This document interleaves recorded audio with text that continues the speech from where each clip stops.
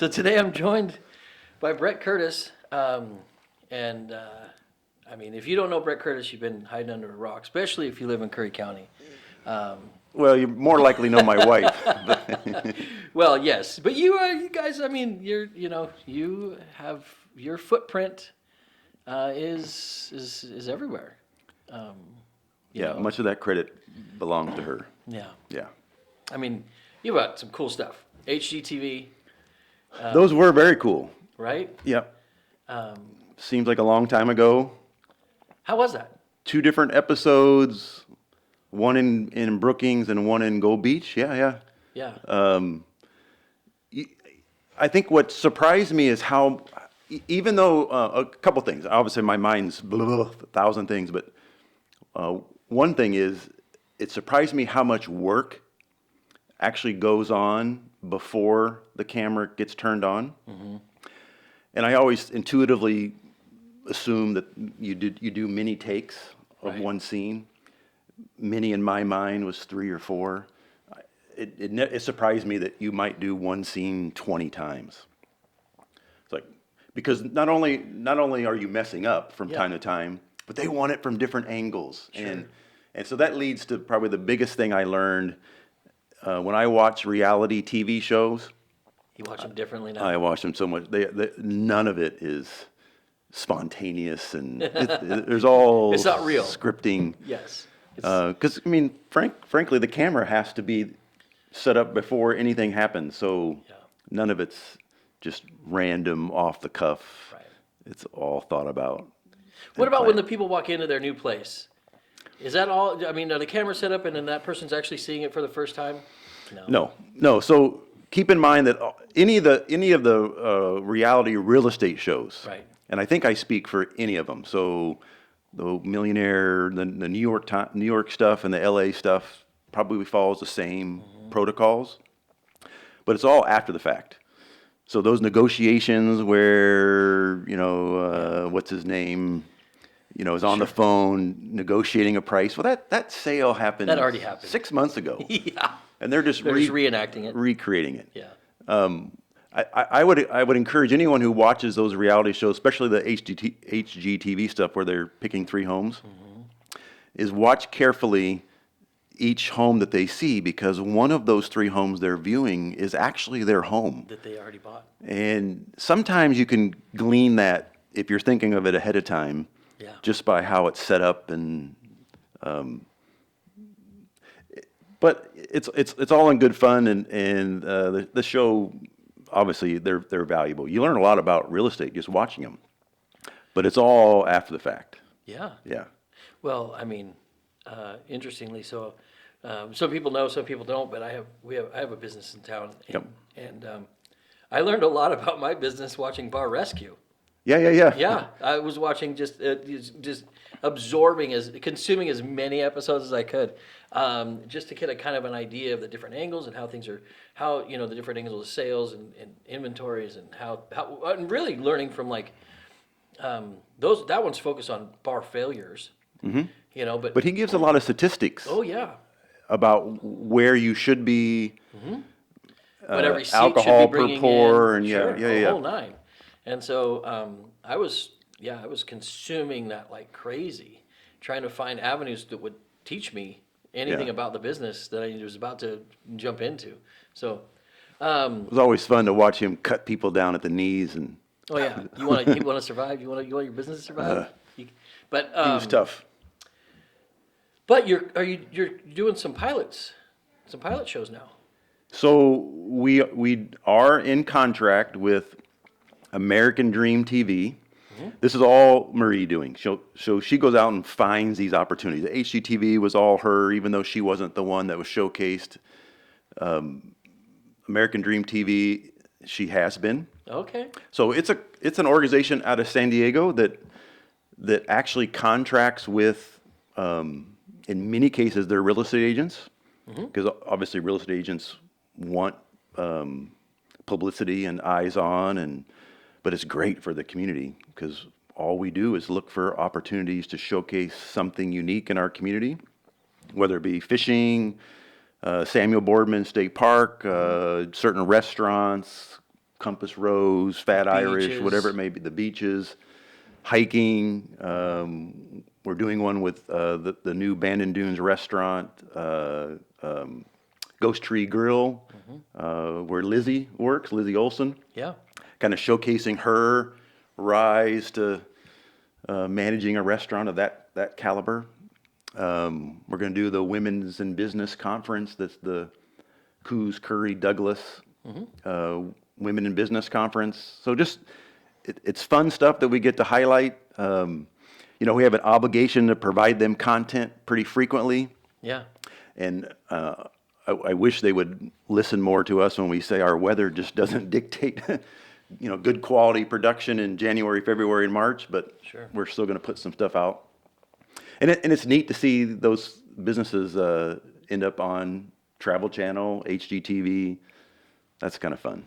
No, the ripple effects obviously affect everybody in the community, especially in the tourism business. And so, Yeah, because it's tremendous. how many times do we still hear people say when they come here, why aren't more people coming here? They come and they see, Paradise. and yet the word still isn't out. I mean, even with all the things that many people do, not just Marie or I or you, still don't get the word out enough. It's a secret.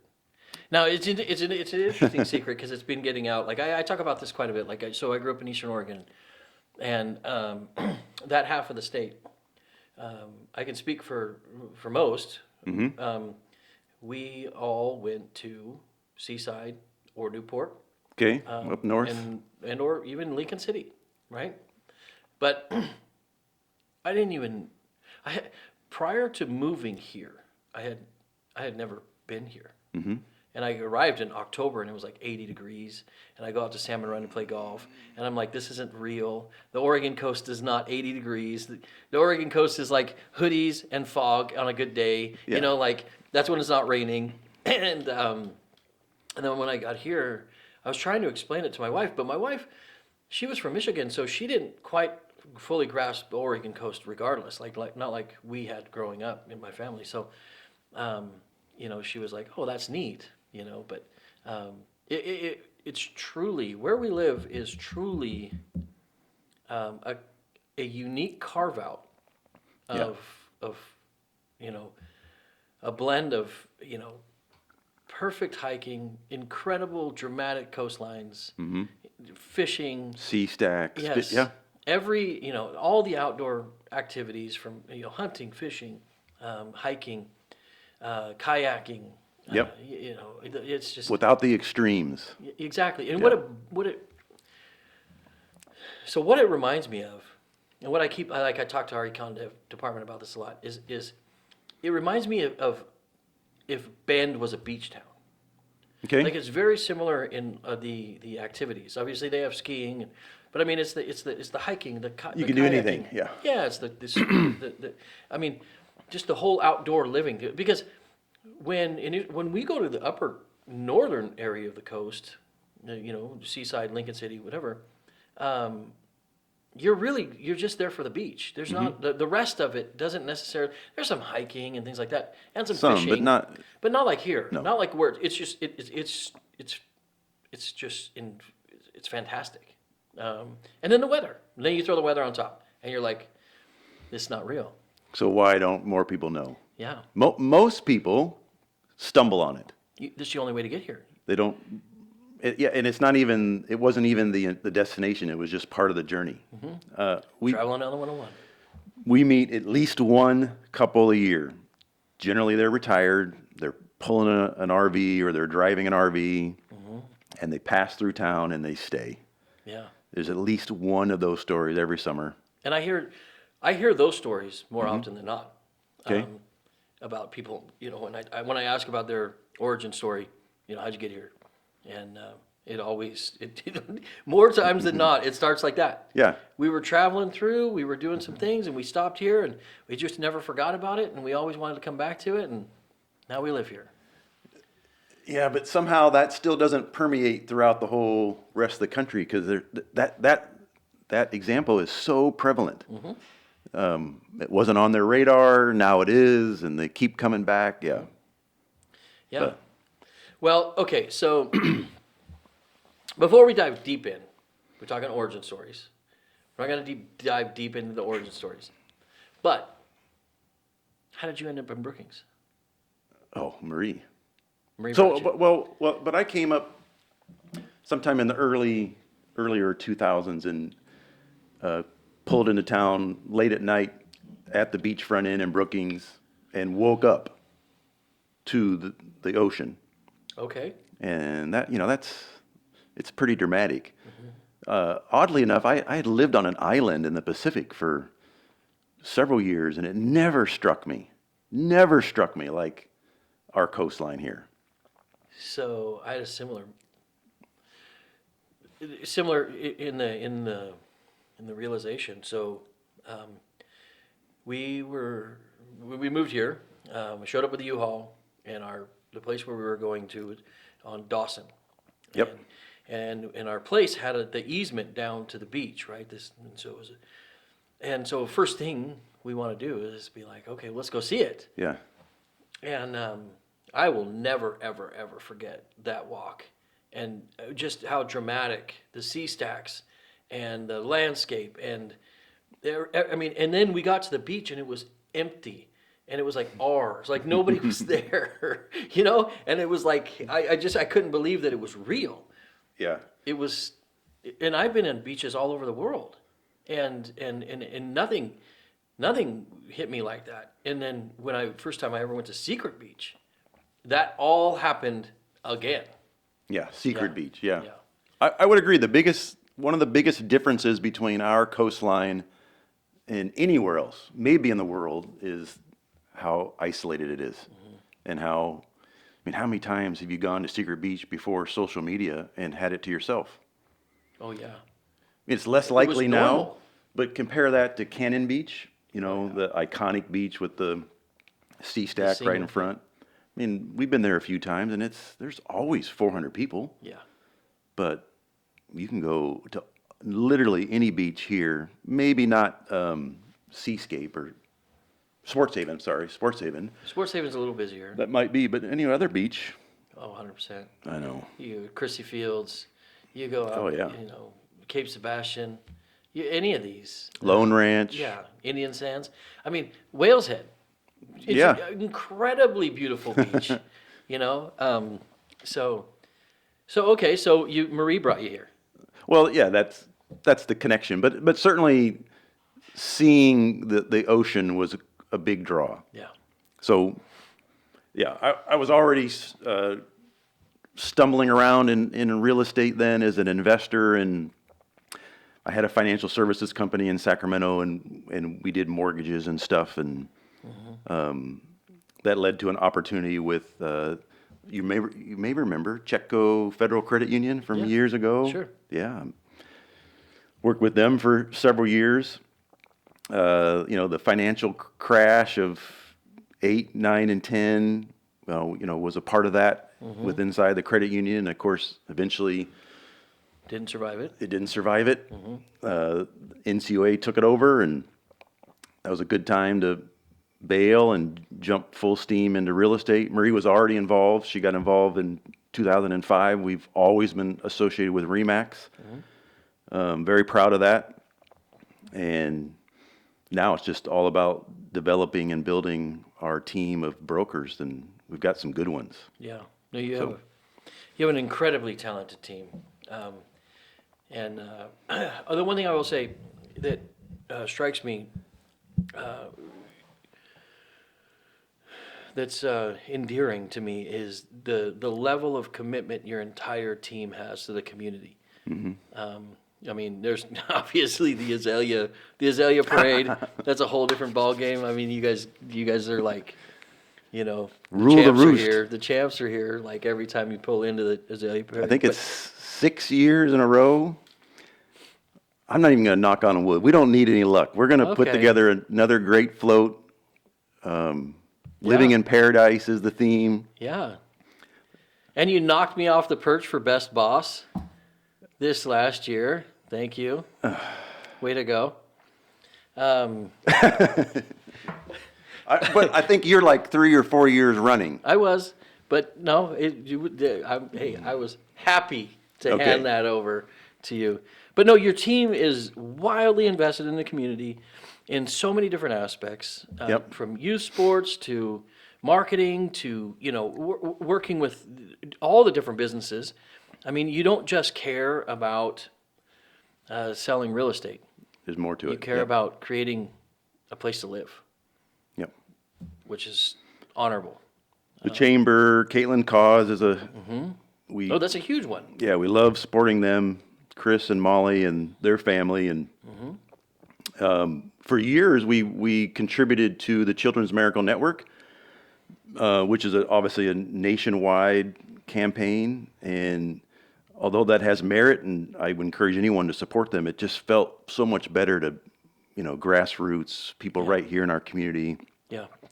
And I know that through some of our efforts, whether it be the golf tournament or, every time we sell a home, we give to Caitlin's Cause, that it's allowed that foundation to not just focus on Dornbecker's Children's Hospital, which is important, Yeah.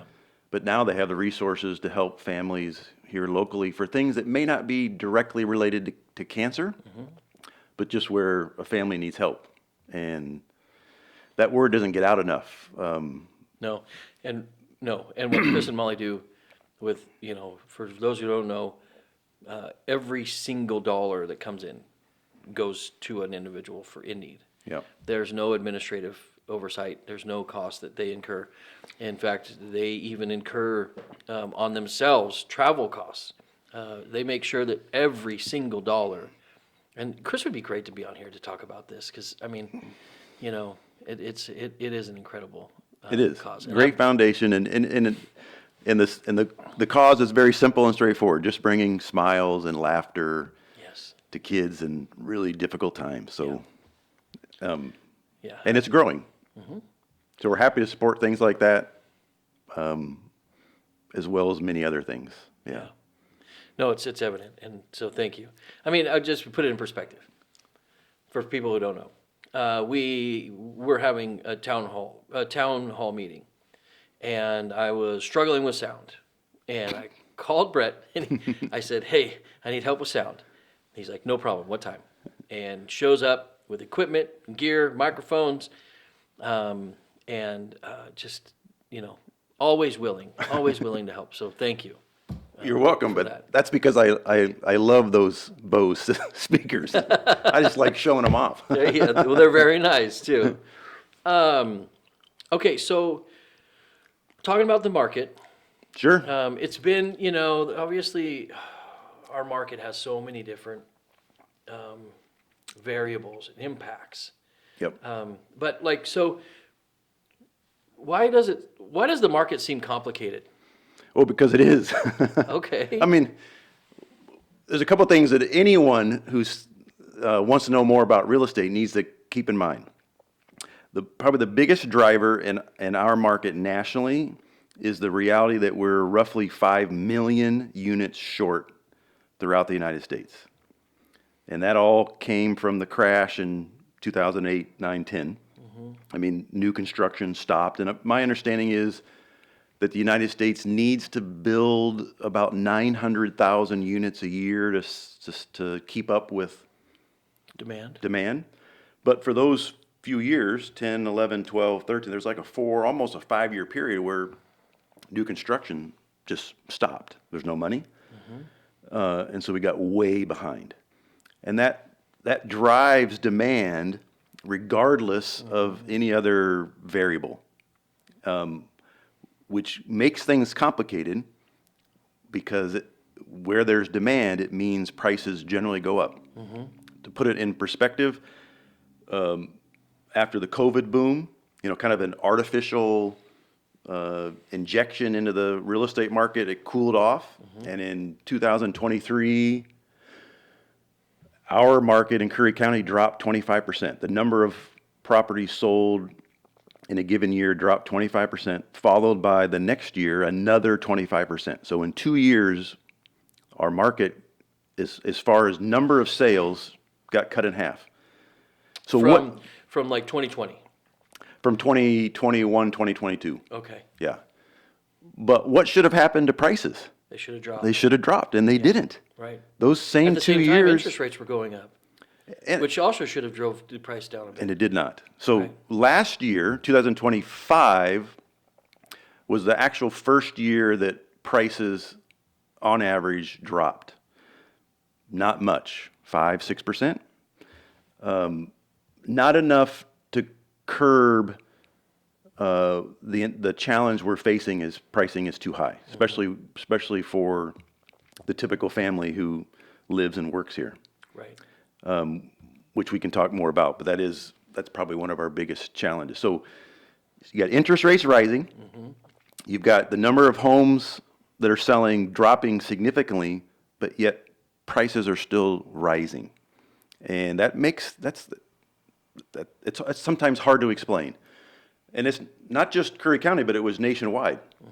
Right now, the average home price in our area is $475,000. Another thing that's I think might shock some people is the difference between the average sales price and the median sales price is enormous. The average sales price is you combine all the things that have sold, divide by that number, there's your average. But the median is you just line everything up and you pick that middle home that's halfway between the top and the bottom. In a perfect world, they should be about the They same. should be close But we're about 90,000 off to the high. in Curry County. So if the There's a average median sales higher. average sales price is 475, the median, which is the middle home, is just under 400,000. So it's like 80 grand difference, and that's pretty significant. What it tells us is that all those high-end homes are generally selling faster, closer to their asking price, where the middle home is getting sucked down because there's too many people buying up at the upper end. Yeah. And if we're not careful, we're gonna turn into Carmel, which is a great place to visit and an awful place to live Right. because things are just too expensive. And all the people that work in Carmel, have to live in Gilroy or other areas, and Sure. we don't have those don't kind have of that.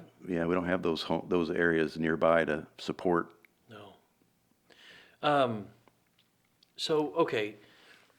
Now, part of that, how big of a factor in that scenario, where we have just a slowdown in supply, right? Was the supply slowed down? No, some yes. So as interest rates rose, People didn't want a to give up natural their loan. consequence of that we don't talk much about is that most of those people don't want to sell Right. because it leads them into a higher interest rate when they purchase. Right. And I've heard rumblings out of the current administration that they're looking at ways to do transferable mortgages to encourage someone who might have a 2.5% interest rate at a $300,000 loan. Yeah, go ahead and sell and take keep your interest keep rate. that interest rate and that essentially that loan. That's complicated, but the idea has merit, especially with the difference between where interest rates are at now at 6% and where people have. No, certainly. I mean, for me, I'm one of those locked in at 2.5 or 2.25 and 15-year, and Yeah, why would you sell? exactly. It would be an incredible conversation to make me sell. Yeah. However, if I could transfer that would be a different conversation. Yep. I did not hear that. That's news to me. So I know something that you don't know. You know a lot. You know more than I don't. You forgot more than I know. So, okay. So, what are current rates? So 30-year fixed, conventional loan, Yep, 6% flat. 6. Your government loans are less. So FHA, VA, USDA are all 5.5, 5.625. Okay, that's good. That's good. That's Those at are least a point lower than so that yeah. we were a year ago. there are rumblings out there in the industry that 6% is kind of like that. There's a psychological barrier that exists if interest rates are at 6 or higher, and there's a collective opinion that they're going to drop below 6 here very soon. I don't have a crystal ball, but I would like to hope, like many other people do in our industry, that as interest rates drop into the 5s, that it'll reinvigorate a buyer, even though the payment between 6 and 5.875 is nominal. Just psychologically, it's different. It's why everything's priced at $199, not $200, right? Yeah. Well, I remember, I don't know, a year ago or so, maybe we were talking about this, and you told me that basically, like, they're probably going to be around the 5s for a while. Do you still feel that way? Sure. The new norm. Yeah. I mean, yeah, because when they dropped down to the 1 and 2.5, I mean, it was done to counter an outside stimulus called COVID. And, short of having something like that again, if the free market just plays out and government doesn't have to intervene and do anything dramatic, because that typically always has inherent challenges, but, isn't 5 in the 5 percentile seem fair? Right. You're borrowing money. It shouldn't be free. Right. So yeah, I think so. Most people who play in this field, not just real estate agents, but the real pros, seem pretty comfortable that 5 percentile range is healthy for our economy. So one of the big, I'm gonna switch gears. One of the big, there's two big buzzwords in housing: workforce and affordable, right? What do you see as far as the future for us for both, for workforce and for the potential for affordable housing? Well, And should we define what those are for people so they understand the difference between a workforce and affordable housing? Sure. You might be able to help me. I mean, I probably have a different understanding, but Well, my understanding, primitive. my understanding is workforce housing is if you take the median family income and you were to identify what they would be eligible to purchase in a home, that would be the line that differentiates workforce housing. Okay.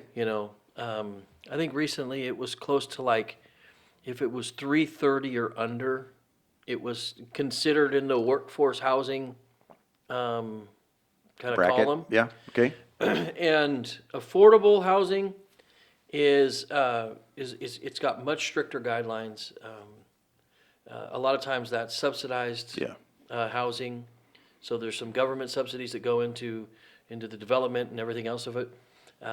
It is designed generally for what people are considered middle-low income housing, and some of the stuff that there's a lot of barriers to the in terms of for us in Curry County creating affordable housing, because part of it has to be within a certain distance from services, grocery stores, etc.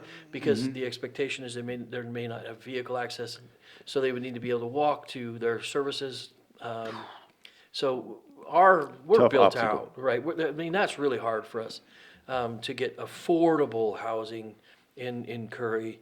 Not impossible, but we're just almost out of real estate. But I mean, how do you view, like? So Go ahead. yeah, it's probably our biggest challenge. People may not remember this. Very few people were actually in that room years and years ago. I'm thinking maybe like 2006. So prior to the crash, there were a couple of gentlemen who were looking at developing Harbor Hills.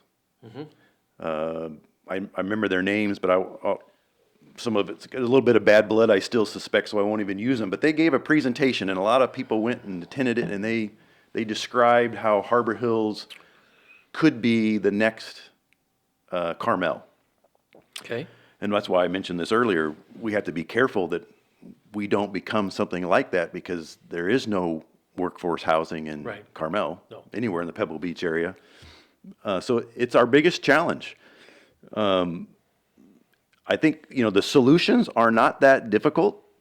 One of my big pet peeves is that the state controls protected land, ag specifically, but timber and forest grazing, and local authorities can't make good decisions on land use planning because they don't loosen up on their hold of those types of lands. And we have unused ag land that could be used for development, Would be.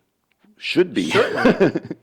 And what he's talking And we're about. not talking about just unused, but practically could not be used for agricultural purposes. No. So, I mean, so the low-hanging fruit that Brett's talking about is the harbor bench. yeah. And it's, And not the whole harbor bench. We're talking about just a few parcels. but even, I mean, as much as needed could be identified. And I know that the people who own those parcels would much rather develop them for housing Yeah. than sit on them for dirt, as it is currently being done. And so it's like, you're right. I mean, so a lot of people don't know. 63% of our county is federally owned, 17% is private timberland. You go down the list, 4% of Curry County is zoned buildable land. So when we're working within constraints that are Like that. already that limited, and then we have the opportunity to do some development on pieces of land like the harbor bench, or, I mean, even if you took the whole space between, Pistol River and Brookings, within the Carpenterville corridor, right now it's all forest grazing, but Yeah, 80-acre parcels. exactly. Yeah. And people would develop those if they had the opportunity to do so, but you're allowed one dwelling, that kind of stuff. So, how do we get, Yeah, but so the twist side of that is that some of this land that we talk about that could be developable also has views of the ocean. And so we have this, we all would love to make affordable or workforce housing, but some of this land that we have our eye on is premium. certainly, And so it's hard to price premium. we can't. We can't, so it's another struggle we deal with. But if you, But what if we you open don't- up the inventory, people will move. Locals will move to those for the opportunity, Yeah. and maybe open up inventory that would be considered a workforce opportunity in town. But something we don't do very well in Curry County is we don't do apartments very well. No, Those don't have to be for sale. correct. Those are just developed and then rented. Most of us, I started living in an apartment. With 3 roommates. Yes. Well, that sounds like a dorm, but, Oh no, I had 3 roommates, or barracks. 2-bedroom apartment, college. Yeah, no, it was But even starting out, a young adult life, apartments is an appropriate place for many people. And we don't do apartments very well. You can probably count the quality apartments we have in the county on one hand. So some of those areas, like the Harbor Bench, should be models for apartment complexes. townhomes. Townhomes, Something, yeah. yeah. I mean, the Lone Ranch development provided a lot of hope Yeah, and opportunity. And I'm really hoping to get somebody on to discuss that. Because I think we all have a little bit of, we all have some questions with the transition that Yeah, yeah. occurred, and how that's going to play out with the whole Lone Ranch piece. And I mean, Lone Ranch, for people who don't know, Lone Ranch is identified as the largest housing development project in the state of Oregon. 1,000 planned homes. 1,100, I think it is. 1,100, yeah, 680 some acres. yes. And so, And it's having seen, it's tiered on the type of, from apartments to townhomes, single family homes to, full community, yep. yes. And so, well, if that happens, then that would have, what kind of, tell me, what impact would that have on our real estate market? It'd be exceptional if it does what it is intended to do. Does a whole bunch of more homes create higher pricing? No, in theory, it should level pricing out, but it gives more options. But what we need more than anything is good quality housing for the typical family that moves here with 2 kids, both going to school, Yep. both have jobs. We should have housing that's reasonably affordable to them. And if we're not careful and we aren't mindful about that, we'll never be able to go backwards. Because the minute the government starts enforcing caps and this is as much as this home can sell for, then you got the rest of the community who's banking on the fact that their 1,400 square foot home built in the 50s is going to be worth $1 million one day. Pretty upset. So you got to let the free market work itself out, but we need to be able to exercise the free market. And right now, the state kind of controls what we can and cannot do, and that's limiting us. Yeah. So a short answer would be Lone Ranch would be great long term for the stability of our county. The short term, it may actually have some adverse.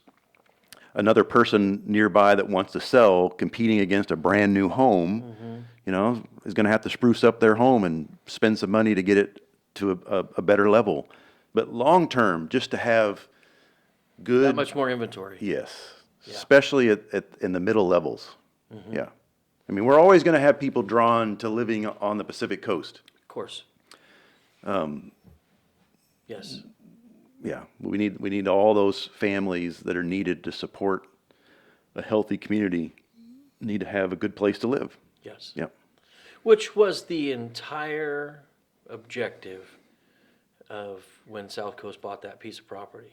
It was with their employees in mind. They've always looked out for Yep. for the community and their employees and trying to do what's best.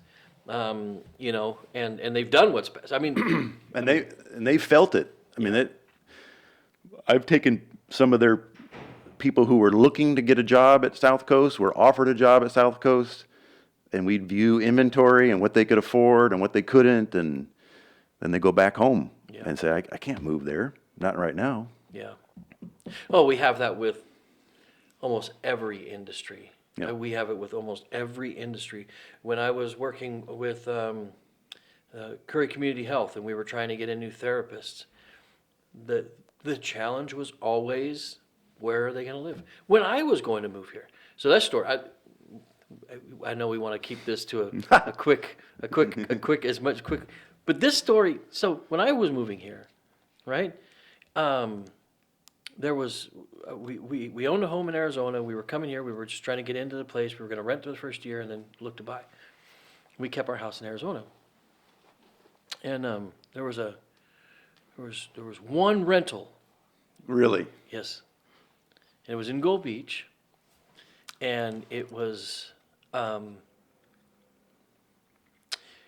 rough. Okay. Okay. It was rough. Later, one of the people who moved here to work for Curry Community Health ended up in that place, and then it got kind of condemned for mold. Yeah. But anyway, so it was rough. And I was just about to put down a deposit on this place. And granted, my wife never been here. Ooh. She's a big city girl. And I decided I'm going to take one last look. And last look, this house popped up on Dawson. And I called immediately. And Creme de la creme. yes. And I was like, do you accept dogs? She's like, oh, yeah, we love dogs. Okay, great. I will send you videos. I will do this. I don't care. What's your deposit? Yes, Yeah. we want this. And so locally we were able to. And then fortunately they sold to us, which made it even easier. But the process was crazy. Unlike any other place. It was crazy. Yep. You know, it was, I was not prepared for that. And so it's definitely an obstacle to getting peak performers and high performing individuals into our area, into some of the positions that we have available Yeah, across the board. across the board. And so, yeah, so we need to figure out the zoning thing. Well, I don't know if it's so much the zoning thing, unless there's a way for a county to change zoning from ag to something else or forest grade based on, lack of utilization. Well, we to got the to lobby current to the zone. state to gain some of that local control back. I mean, if the state's priorities are housing, Yeah. it doesn't, how, I mean, Aren't we in a housing crisis? we are. Declared by the governor? Identified Yeah. emergency, My understanding is with the signature of a pin, that can be changed. the governor can make certain things happen under the crisis Yes. umbrella that could solve some of our biggest challenges Yes, like that. immediately. Yes. Yeah, and then it's about, then we have to deal with, are there ways to incentivize developers, contractors, to err towards the side of affordable pricing? And that's not an easy solution, because if you got a view of the ocean, or you're in proximity of the beach, it's very difficult to say, well, I'll price this 100,000 less just because. Yeah, no. So in the incentive piece is difficult. I mean, I'm not going to claim it's easy. Otherwise, it'd be happening all over the country. Right. And that's where I bring up apartments, because I don't have to incentivize a developer to build apartments that then his own apartment complex is going to dictate rents. Right.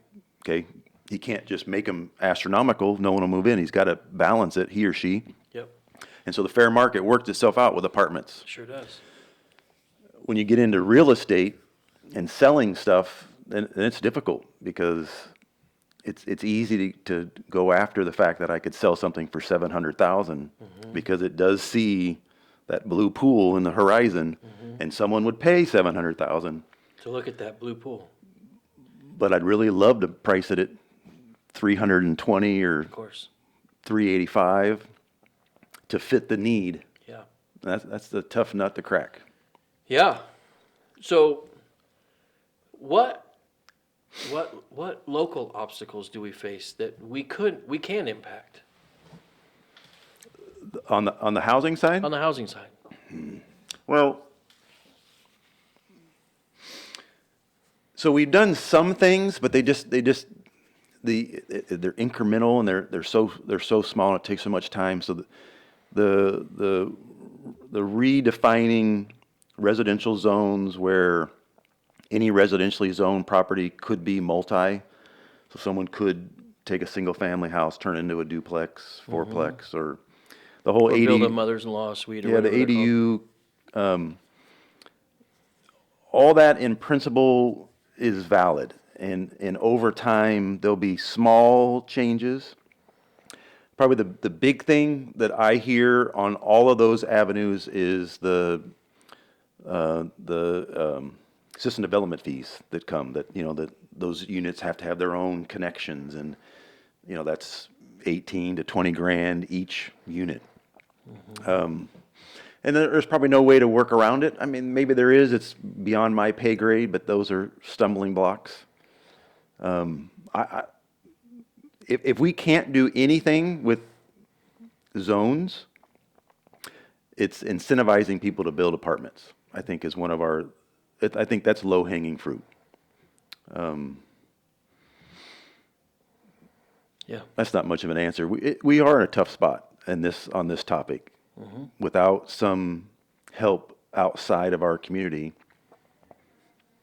Yeah. We're limited in what we can do. Yeah.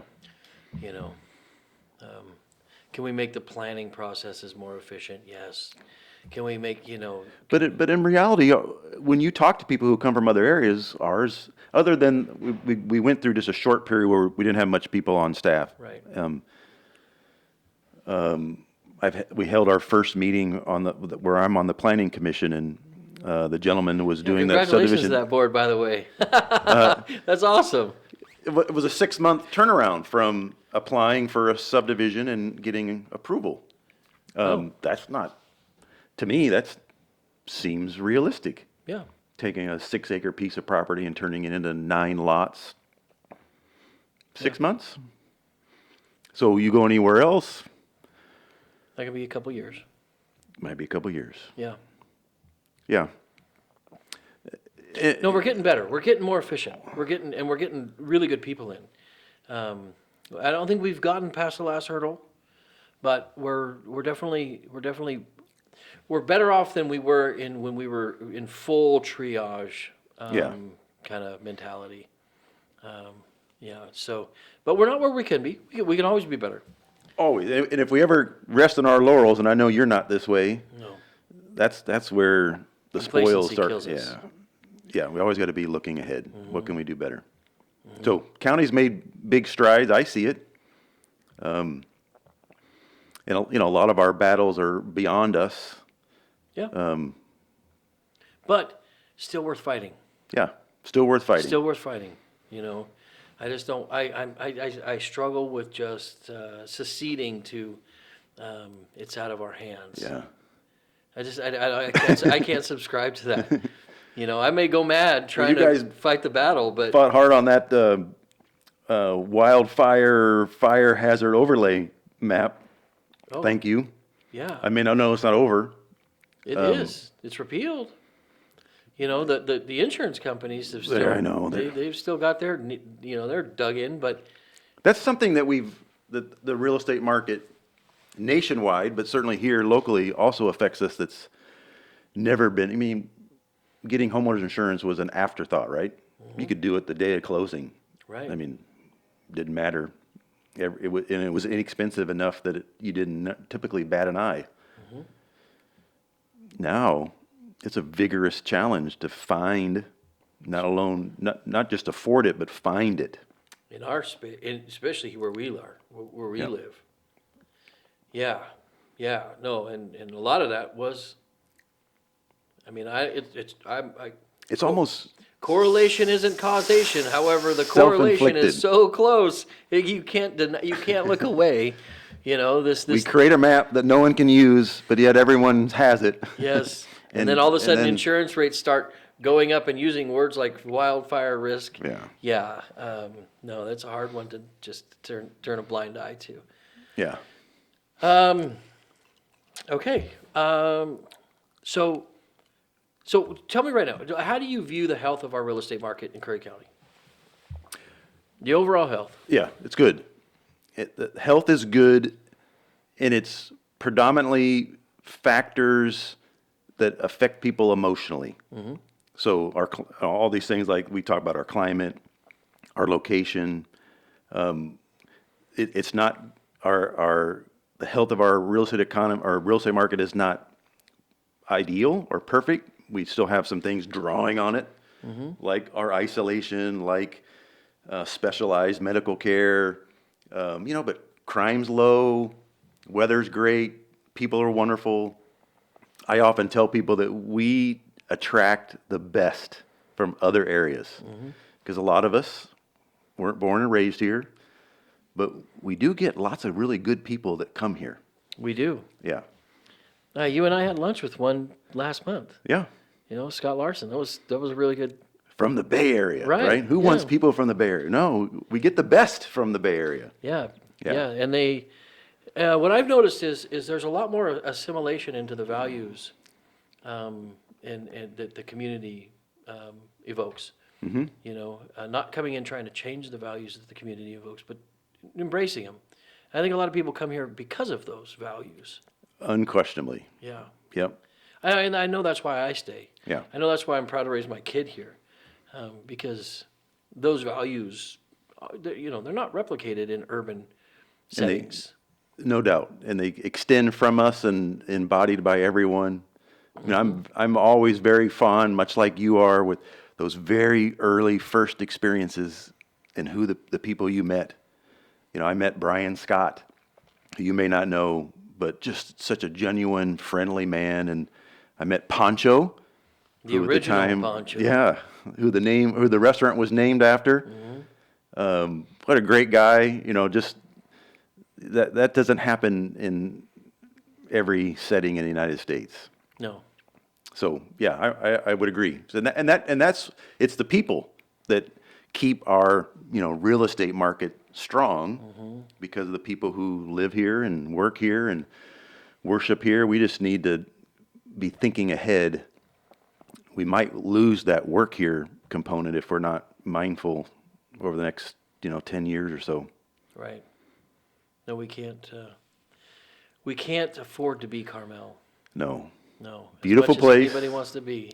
Yeah. But we can't afford to be Carmel. Yeah, when your workforce is driving an hour and a half to come to work, Yeah. it's not sustainable. And as we both recognize, an hour and a half doesn't get us.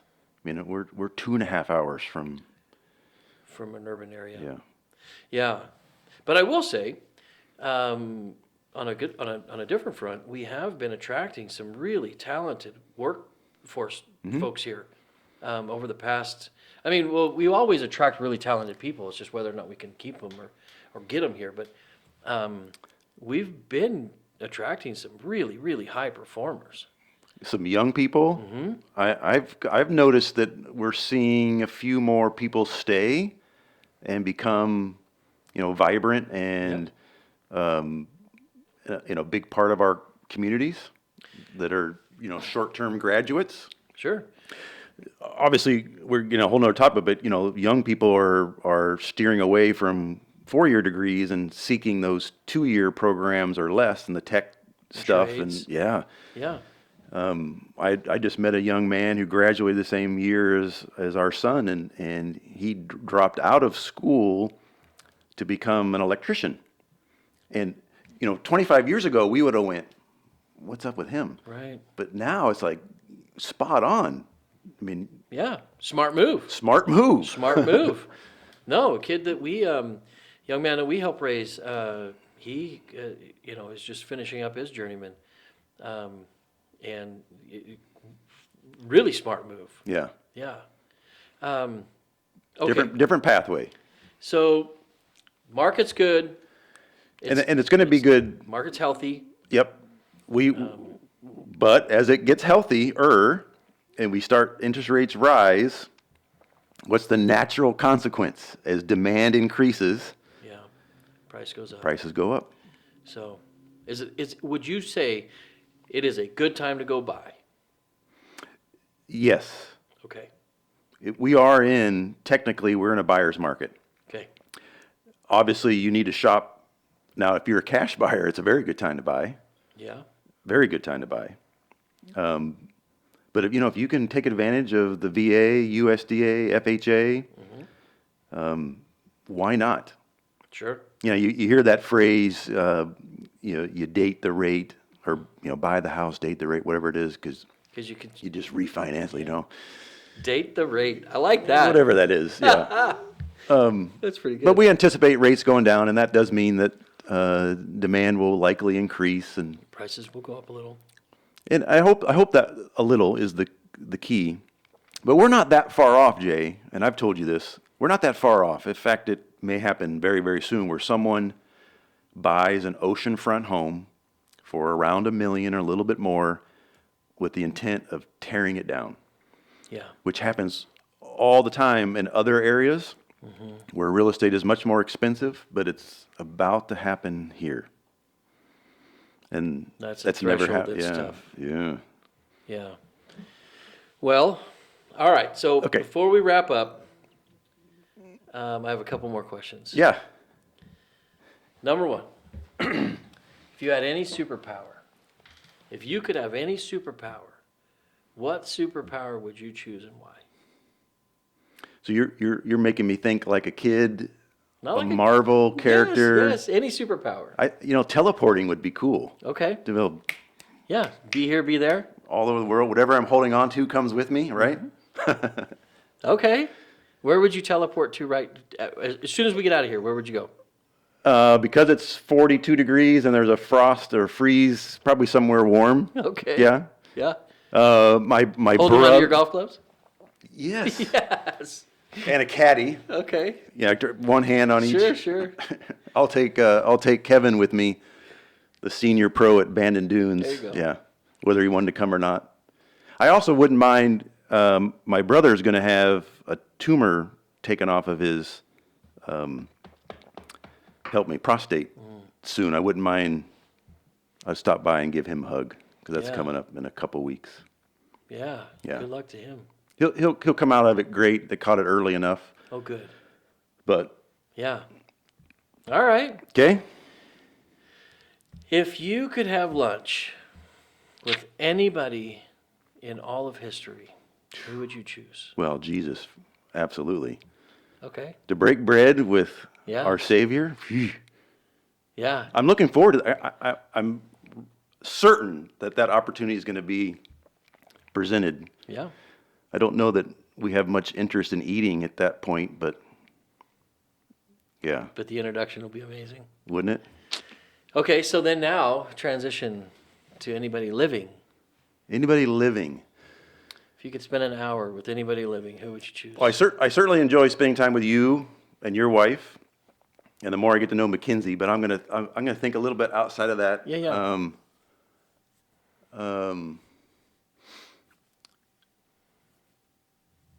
I was a long time. My hero growing up was George Brett, Kansas City, Really? Oh, yeah. No, I Kansas City know who Royals, George Brett third is. baseman. Sure. Although he's not in any spotlight, any opportunity to meet your childhood hero, that would be Yeah, up there at the top. George Certainly. Brett. certainly. George Brett was. And I know I'm missing someone who's alive, not in my immediate family. Yeah, I would get emotional but he actually just passed away recently. Who's that? It's a mixed bag. Okay. Yeah, Dr. Cleet D. Giovanni. Few people have heard of that name, but yeah. You want to tell us? No. Okay. Okay. It's Okay. Such We'll a look long him up. story. We'll have to Google him. Yeah. All right. Yeah.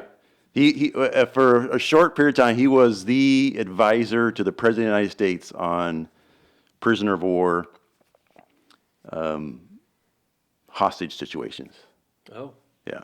got it. Okay. Okay. All right. Well, last thing. Yeah. What can the commissioners do better for So you and the market and the industry? these types of things I think are extremely helpful. I hope they catch wind and people participate and listen, because I would think one of the key things that commissioners should do is educate. For the most part, a commissioner comes into the role without knowing anything. They didn't come up through the ranks of county employment and Except for me, which is unique, maybe. super unique. Yeah. But just to be able to then translate what you are learning to the public so that we better understand the dynamics of running a government. But probably even more than that, we expect the truth, not just being honest, but being truthful.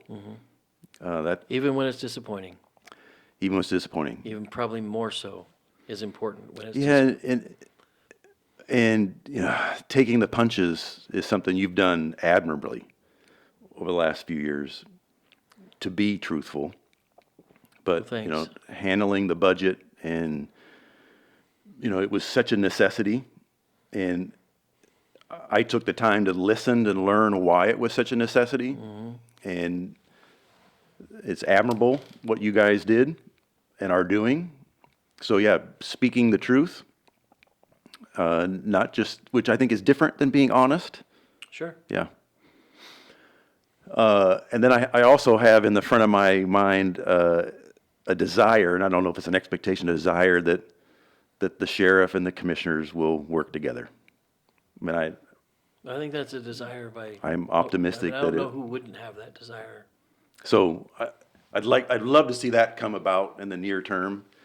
Yeah. because I think the community's better for that. The only people who suffer with the current division is the people and our employees. Yeah. That's really the crux of it. I mean, there's nobody benefiting. Nobody benefiting.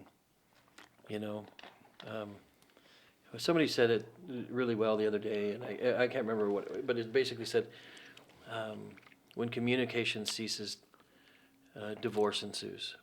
And it doesn't matter, you know, if that's kind of the relationship, but the divorce in the relationship begins as soon as communication is cut off. And it is very much ringing true. And I think, well, I know that there's no, I mean, everybody is better because we're able to communicate. Yeah. And when that division is sitting there and the communication is cut off, and it's the largest, it's 70% of your general funded budget, and you can't communicate effectively. Yeah. The DA giving that. Oh my gosh, it was so. Yeah, it's so helpful for us as the community to know. Okay, so what is happening? I don't need names. Just tell me. Yeah, I got these many court cases. This is what's happening. Who we're putting in jail, and No, I mean, it's yeah. So Well, good on him for participating. Yes. Kaiser, the owner of Bandon Dunes. Oh. That'd be fun to have lunch with him. Okay. Sorry. Yeah. No, that's a good one. That's a good one. You read his book? Yes. Yeah, I have his book at home too. That would be a really good one. Yeah, especially Let's because get the it's vision. so local and yeah. Yeah. Well, thank you, Brett. I appreciate you coming in, talking to everybody. It's been awesome. I thought I was just talking to you. Well, hopefully there's more people than me that Hopefully. just get to listen to this. And, you guys heard it. It's a buyer's market.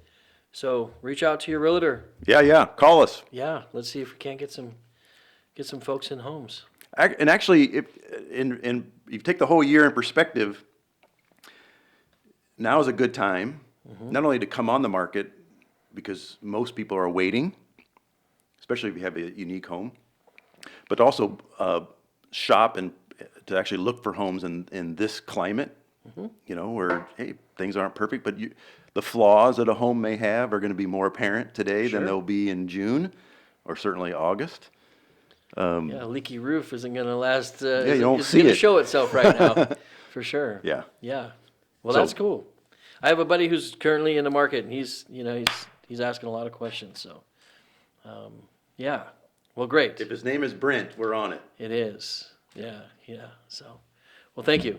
Okay, And- thank you, Jay. all right. We will talk to Keep you up soon. the great work. Yes.